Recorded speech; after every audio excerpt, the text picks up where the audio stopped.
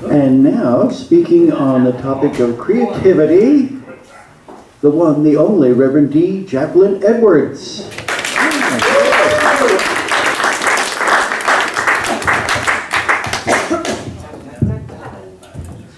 Thank you.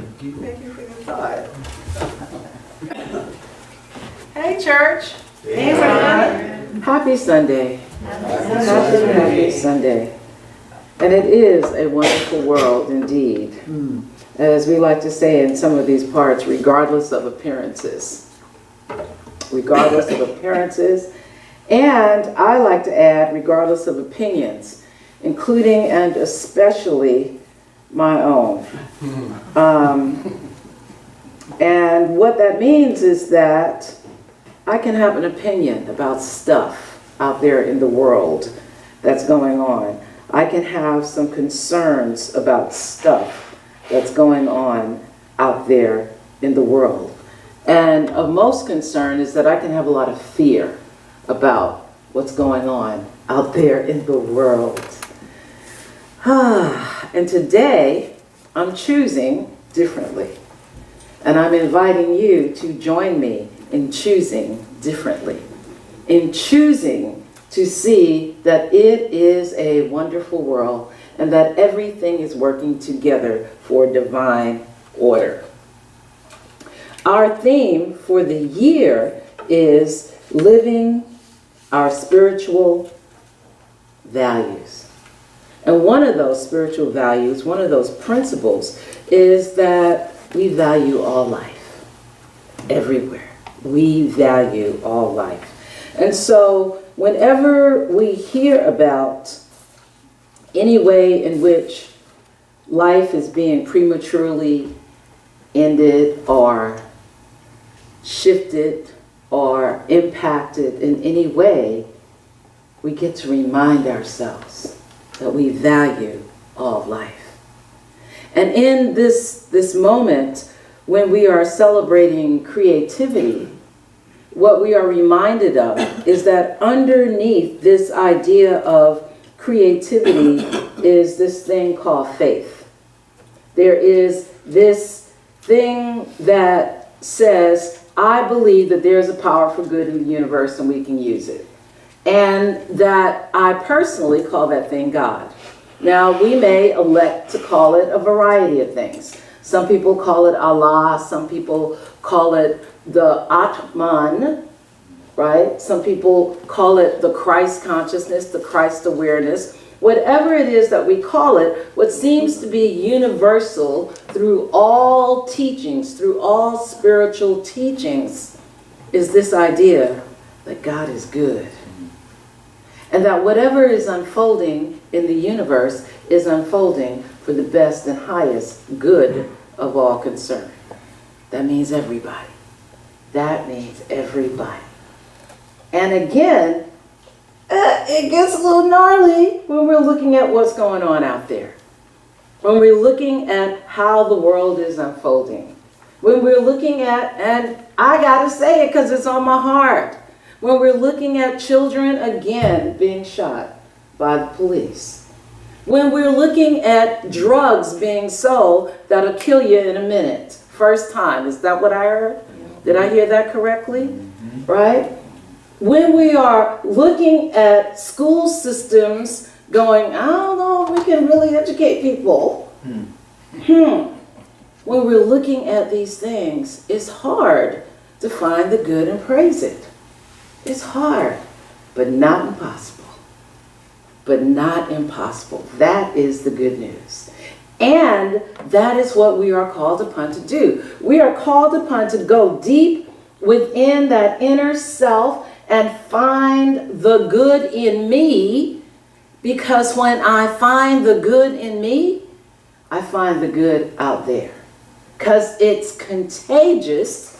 And it's contagious without me even knowing it, or without me even having to do anything about it, right? It's contagious. Now, how do I know this?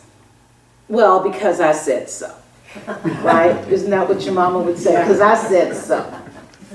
But in addition to because I said so, There's some other people that said so. There are some other people that have some wonderful things to say about this very idea. Of course, there's Ernest Holmes, but I'm going to come back to Uncle Ernie. I'm going to start with Greg Braden.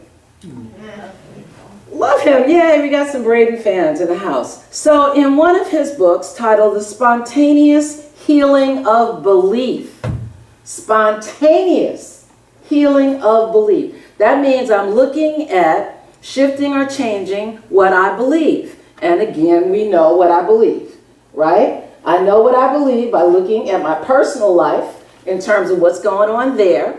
And I know what I believe by looking at the world, because what's going on in the world in some way, shape, form, or fashion is a reflection of what I believe, right? So Greg Braden talks about, in this book, The Spontaneous Healing of Belief, he talks about this idea of us being inextricably connected to each other. Now that's a new idea, isn't it? But he puts it in different words, slightly different words. He says that we are connected in consciousness. In consciousness, that there is this invisible way in which we are connected. And he talks about what happens when we're watching. And he says by watching, we become part of what we are watching. He says that makes us all participators, right? Participators. That means, the way we like to say it in our spiritual languages, we are co-creators. He goes on to say, when we focus our attention on a given place in a moment of time, we involve our consciousness. It appears that there's no clear boundary that tells us where we stop and the rest of the world begins. So in consciousness, there are no boundaries, right? There's no clear border, if you will, where we can say, right there, that spot, you know, and can name it by longitude and latitude, that's where I stop, I stop, and Guillaume starts, right? There is no such place. There's no such clear place. Now, I think that's pretty interesting. When we think of the world this way, it becomes clear why the ancients believed that everything is connected. We live in an interactive reality where we change the world around us by changing what happens inside of us. Now get this, while we're watching. Wow. By changing what's happening inside of us while we are watching, we change the world around us. And how do we do that? We do that by imprinting a new idea and a new expression on the very thing that we are watching. So perhaps in that there is the invitation that while I'm watching the thing that I think is crazy or out of whack, or any of the other special language, because we got special language that we use to describe what we're seeing, maybe I roll back on that language. Maybe just that. Maybe I just take a step back on that languaging. And maybe I go within. And maybe I ask, what is it within this that is for me? What is it within this that is for me to shift? What is it that is in this that when I open my eyes and look at it, I'm going to be looking at it with a new perspective, with a new understanding? Maybe when I open my eyes, what I want to do, while I'm giving my heart to the family of the 15-year-old, I also want to thank the 15-year-old for saying, I'll be the one. Because maybe I want to remind myself. Now see, we like to walk in these two different channels here, right? We like to walk in this channel where we say, life can be neither created nor destroyed. It simply changes form. But then we want to walk in this other channel over here, right? That talks about horrific. And we don't see where they meet. Because there's a place where they meet. And the place that I'm calling where this particular thing meets is the place where the Dallas Police Department shows up a whole lot differently than they did last year. Where the Dallas Police Department says, hold up, we got to look at this today, in the moment, in the minute. Which is how we get to, maybe we want to thank the 15-year-old for helping us move as a culture, move as a society, move collectively to the place that we say we want to be. Because we say we want to be about life, love, liberty, and the pursuit of happiness. Yes? Yes. Is that what we said we want to be about? Right. So we have someone in the course of human events. That's a phrase that gets used. I think Abraham Lincoln used that. In the course of human events, we have people whose spirits feed the direction that we're going in. And so what we get to do in this new thought and this new idea, this new way, is to thank and bless. Because that's the place where the intersection is. The intersection is at the blessing. The intersection is at the gratitude. The intersection is at the gratitude for the knowing and the understanding that we are growing to the place we said we've always wanted to be. To the understanding that growth hurts. But, joy comes in the morning. Joy comes in the morning. What does that mean? When we talk about morning, we're talking about a new day and a new dawn. When we talk about morning, we're talking about a new realization, a new expression, a new experience. Ernest Holmes takes us to the place where he talks about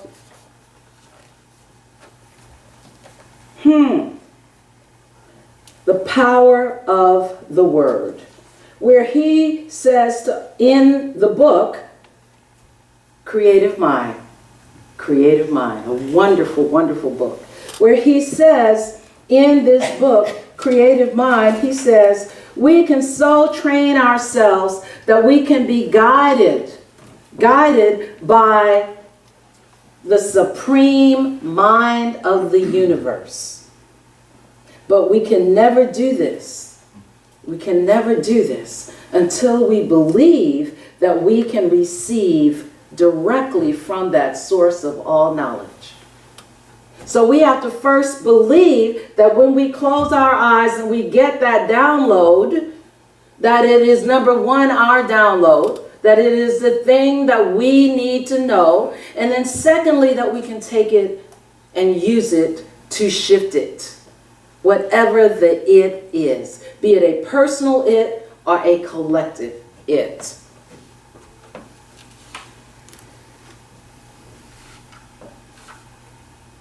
Ernest Holmes goes on to say the Bible tells us that the word is not afar off. That's the word that we speak, but in our own mouth. It is neither here nor there. It is within every living soul. We must take responsibility for our lives and awake to the fact that we have absolute control over our lives and that nothing can happen by chance. Now that's another one of those hard pills. Nothing happens by chance. And again, we want to look at it from two different ways. We want to go, I won the lottery. Girl, nothing happens by chance. No, Alex, I did not actually win the lottery. That would have been the first thing out of my mouth this morning. And then when the tragedy happens, that's a hard thing to look at. Nothing happens by chance. We don't want to look at it on that side of it. But either it is or it ain't. It's really that simple. Either it is or it ain't. It comes back to that I keep hearing, I can almost see it. I can almost see it. When Jesus is saying, you got to go out there and love one another. I can see the disciples saying, but Master, this is a hard teaching. This is a hard teaching. It is not complicated. The words are not complicated, right? Love one another. Is there any word in that sentence that we need to go to the dictionary on? I'm just asking, right? There's nothing there that's complicated, right? Love. We're talking about our spiritual values this year. Love, peace, justice. Ernest Holmes says you can't have peace till you have justice, right? Ernest Holmes said that. So again, in those words, is there anything we need to go to the dictionary on? Well, nobody's raising their hand, so maybe not. So it's not complicated. It's not complicated, but it's hard. And it's hard because we make it hard. It's hard because we're not willing to do the work. It's hard because I'd rather go party. And whatever go party means for me. Right? And it's going to mean something different for Ashley than it means for me. Right? But it's hard because, I know I should have set the alarm early enough to do my meditation. But that dream was so good I didn't want to wake myself up. Right? I know I'm supposed to say some kind of prayer every day for somebody. Let's try that. Let's try that. Oh, wait, how's this one? The Lord is my shepherd, I shall not want. Take that out into the world and do something with it. But before you take it in the world, you got to plant it here. You've got to decide, do I believe that? Do I believe that the Lord is my shepherd, I shall not want?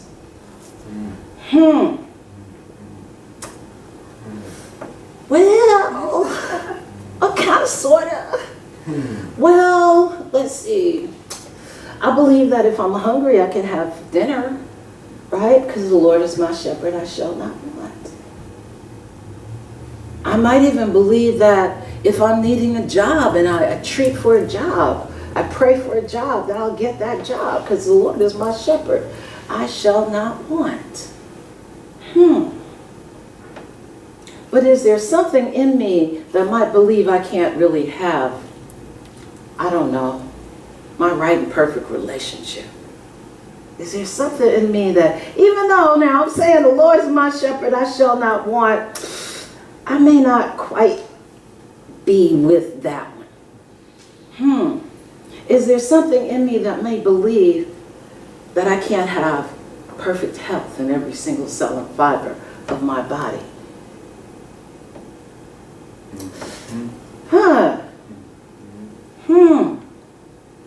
Do I believe I cannot have debt in my life? Do I believe that it's safe? My brother came to visit me. Now I have what I think is a beautiful door to my house. It's one of the things in my house I absolutely love. My house was built in 1946. And the door in what would be the little peephole, the peepholes that they put in the door, it has a door that's about, that's probably about 6 inches by maybe 8 inches, right? And it has a little latch on it. And so it's big enough that your whole face can be seen in the door, right? And there's a screen door. So when you open the door to see who it is, they can see you. You can say hi, right? which I thought was wonderful because that means you don't even have to open the door at all, right? They can see you, you can fully see them, you can even see the house on the other side of the street a little bit. Right? I love my door, and I love my little open door thing, and it's got some, Dennis could tell me what these are called, but I'm just going to call them 3 wooden carved things, like bars, sort of, through it. My brother had a heart attack. I thought I was going to have to give him CPR. Oh my God, you got this big hole in your door. People can see inside your door. Somebody could come and shoot you. I was like, okay, time out, stop. Stop. Nobody's going to come shoot me, right? And actually, they can only see the closet. Really, okay? Take a breath, breathe with me, calm yourself down. Calm yourself down. But, and then I knew I should absolutely not tell him that sometimes when I'm in a hurry and I can't remember, y'all know, and this is Older Americans Month too. When I'm in a hurry and I can't quite remember if my keys are in my purse, that I push the little thing so that the door is unlocked. See? And then, you know, I get to the car, click, the keys are in the car, I'm good. I get in the car and go on about my business. He really would be special if I told him that. I'd be in big trouble. I'd be in big trouble. But what we're talking about is the things we're scared about. Right? We let life be fearful. And because we let life be fearful, we react. We react from a fear place. And when we react from a fear place, we're moving in the exact opposite direction of where we say we want to go. And more importantly, of what we say we believe when we say we believe the Lord is my shepherd, I shall not want. And I'm sorry that Virginia's not here today, but Virginia and Alex created our beautiful bulletin board. And one of the things I'm going to start doing in the minister's corner is putting up little quotes. So the quote that's going to go up is, strong minds discuss ideas. Average minds discuss events. Weak, and I added in parentheses, and our fearful minds discuss people. Ashe? That's our quote.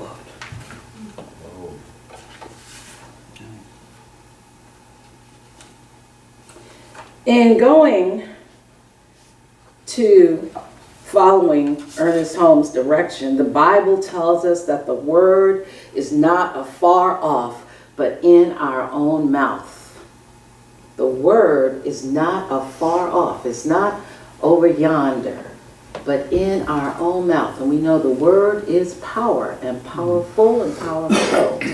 Well, in following that, because he doesn't tell me where it is, I went looking. So I take his words, this is my process. I take his words and I put them in Google, and Google tells me what it thinks, where it thinks it came from.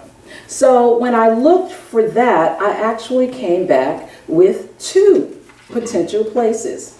And back to that, what is that thing? There are no accidents?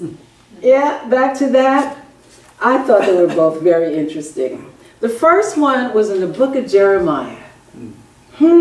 This is also Jewish American History Month, right? We got a lot going on this month.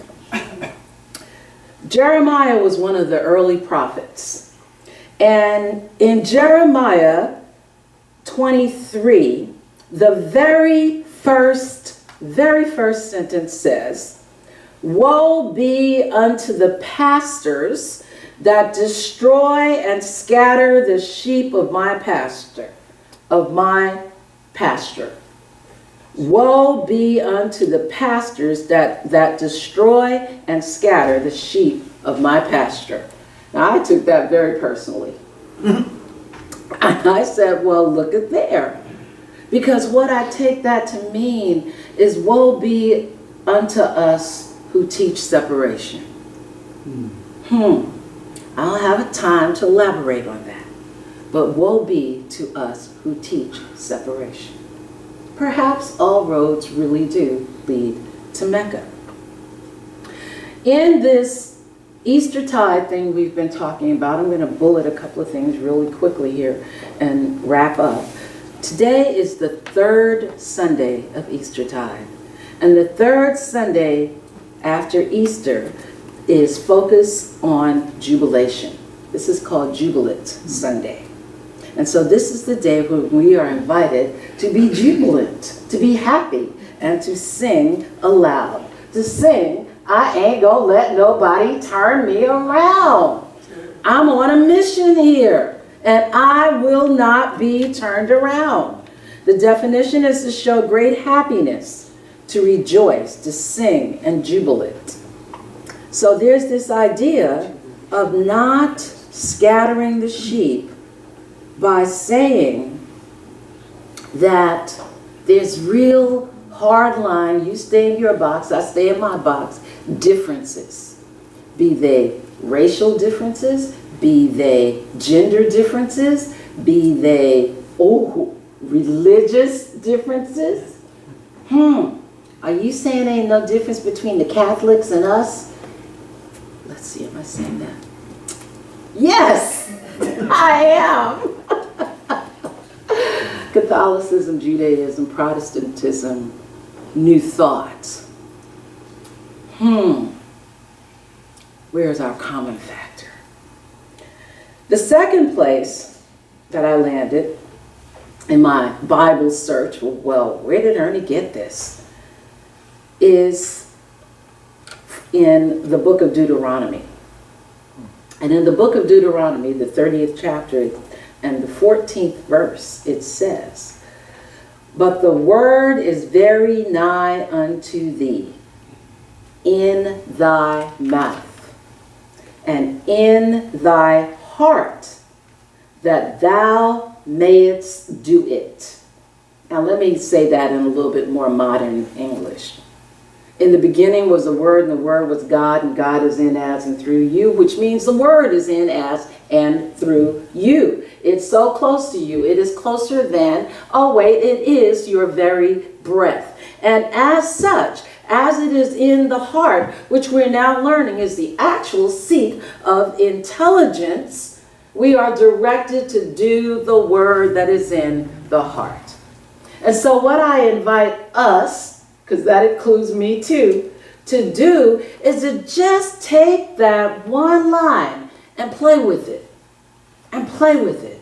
The Lord, say it with me now. The Lord is my shepherd. Part 2. I shall not want. Amen. Amen. And so it is. And so it is. Thank you very much. Thank you. Who has a gratitude basket? Look at that. Hi. How are you? So before she starts, I got to tell y'all, we had a wonderful time last week. If you didn't come, you missed something. Who are you? I'm Jeanette. Alex came after me this morning. So, Tell us something about you, Jeanette. What do you do? well, by my livelihood is I have my own over 50 fitness business. Ooh. And I'm also an EFT practitioner, so I feel like Oh. I am devoted to aliveness and joy and playfulness and supporting myself and others and clearing whatever may get in the way of that. I just love to connect genuinely, and I'm devoted to that. Thank you. Thank you very, very much. So now I will hold the basket Okay. while you stir around in there and find and pick one out. Oh, I should have brought my glasses, but let's see, maybe I'll be all right. I am grateful for knowing it's gonna be all right. no matter what perceived turbulence occurs in my life, I know I'm the king's kid and I expect good. And accept. Oh, I think it's and accept good. And accept. Yeah. Expect and accept good. Can we say, and so it is? And so it is. Thank you. Thank you very, very much. Thank you, thank you, thank you. Hi. Healing person, bring the prayer box up. I'm so excited. I can't. She's going to walk right up here. You just gotta walk right up here. Oh! Oh! Okay, I'll just hold it. And you talk to them. Hello, beloveds. Hello, beloveds. What's your name? My name is Catherine, and I have been a member here for about 6 years, and before that, I was at East Bay Church in Oakland for about 6 years. And for those of you that don't know, I spent the last 7 years in a wheelchair. Not anymore.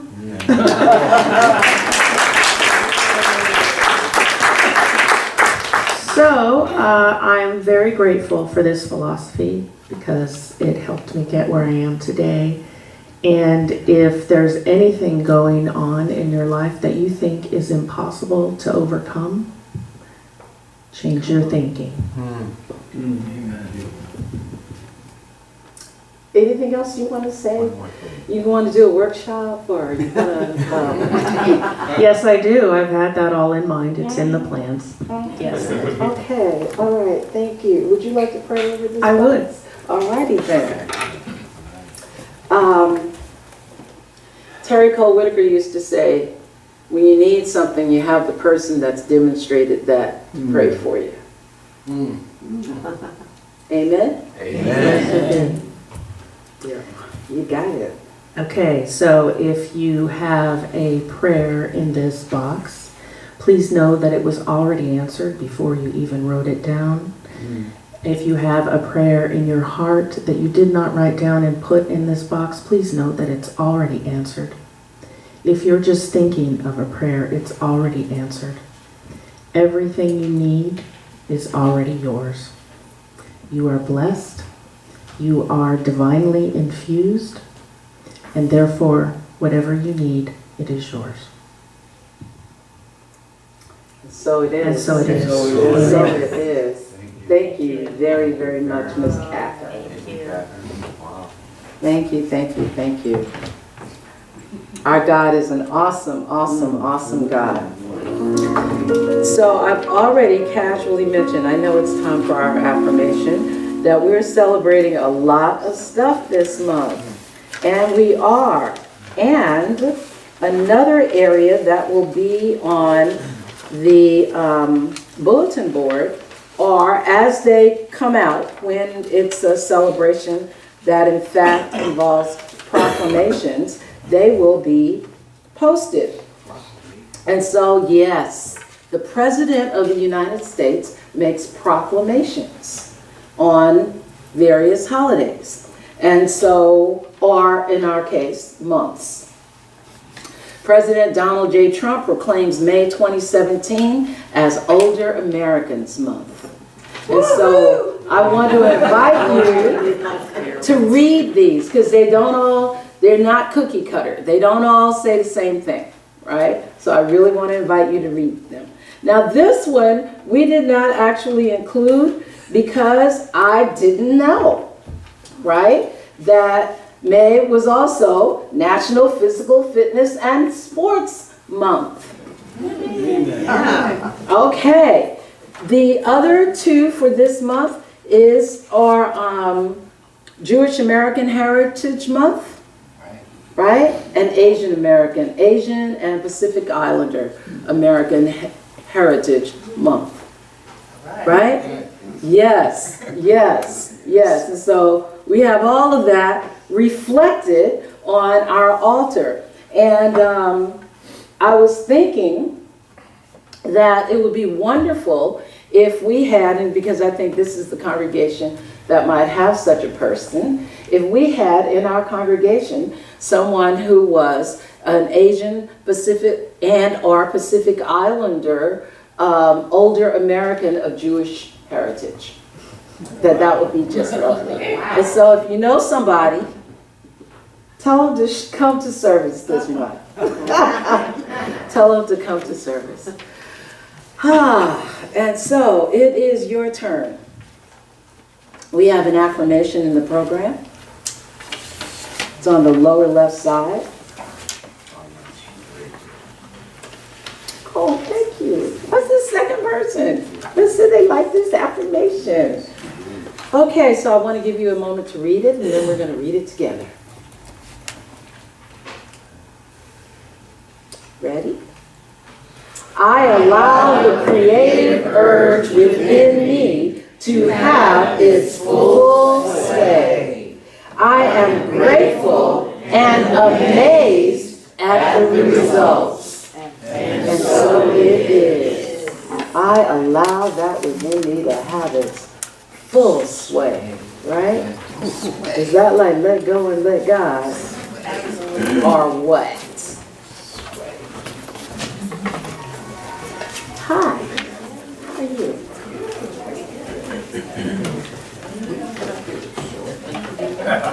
Pull it out.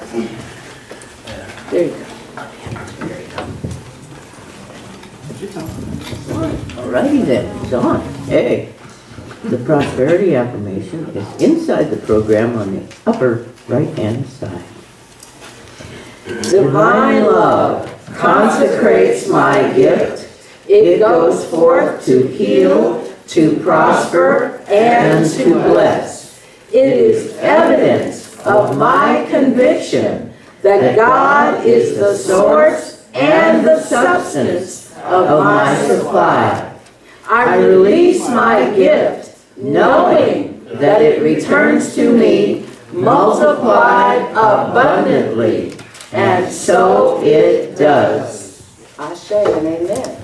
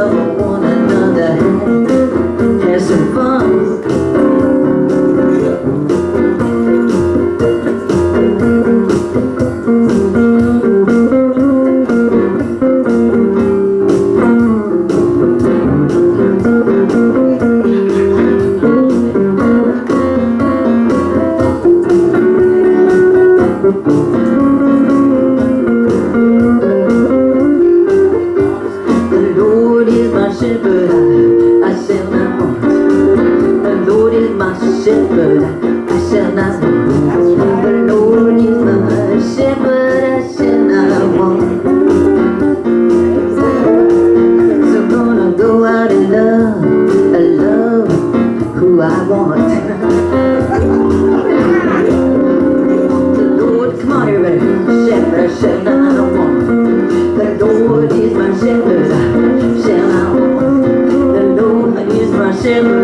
well, not once. The Lord is my shepherd, so I shall not want.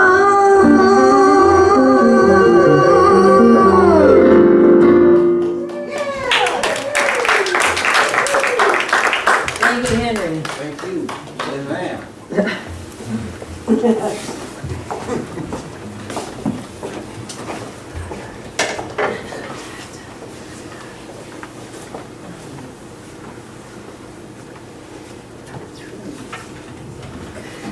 We bless these tithes and offerings knowing that every penny goes exactly to where it can be the biggest blessing, do the most good, and so expand our presence in this community that is the city of Vallejo. I bless the money, I bless the giver. I am excited about the multiplicity of the money that takes place in the life experience of the giver, because that's how it works. We got an amen back there. And so it is with a deep sense of gratitude, an abiding and abounding sense of gratitude, that I release this money to just go do good. And so it is. Amen. All right. Let's see, do I have any other special announcements? Does anyone here, so that we don't have the run up? No? Okay, let's stand up. I want to absolutely thank you, Deborah Ellis, and I want to, where is she? Thank you, Ikea Param. These two non-shawl wearing practitioners have really brought our youth and family ministry together. And so look for more to come from that, and look for your opportunity to serve both in that ministry and in community by saying to the people that's got kids, you know, I would come, but I got to bring the kids. We got someplace for them. Bring them. Come. Yes? Yes. Ashe. And so it is. And so I'm going to do the blessing first. So when we finish singing, you can go right out there and eat. And I saw the big cauldron. I think there's chili. I think there's chili in the house. Yes? Yeah. And birthday cake. And birthday cake. Yes, we know what you came for. Well, we are celebrating you. You are a celebrant this month. Yes. Yes, and so in this consciousness and awareness of the yes, that is the divine operating in, as, and through each one of us, I simply say thank you, Father, Mother, God, for the service, for each person that's here, and for everybody that's not here, that is in any way touched by this ministry that we call First Church of Religious Science Vallejo. I say abounding blessings. I send out a word of healing for everybody that is calling for healing. And I am standing in, as they say, standing in the gap for them, holding a divine yes to perfection in every single cell and fiber of the body. If this includes you, just say yes. Just say yes. Yes to abundance. Abundant health, abundant love, abundant finances. Yes. I bless the food. I bless the cook. I bless every hand that touched it and everything that agreed to being it. It is with a sense of, there's that abiding gratitude. Gratitude living in my heart, in my soul, and in your heart and in your soul. For indeed, we are one. We are one. We are consciously inseparable. And so it is with a sense of gratitude for that and all that, that I release this word and this service to the immutable, perfect, and impeccable law that is always and in always God in action. And so it is. And so it is. Thank you. Let there be peace on earth, and let it begin with me. Somebody sing. Let there be peace on earth, and let it begin with me.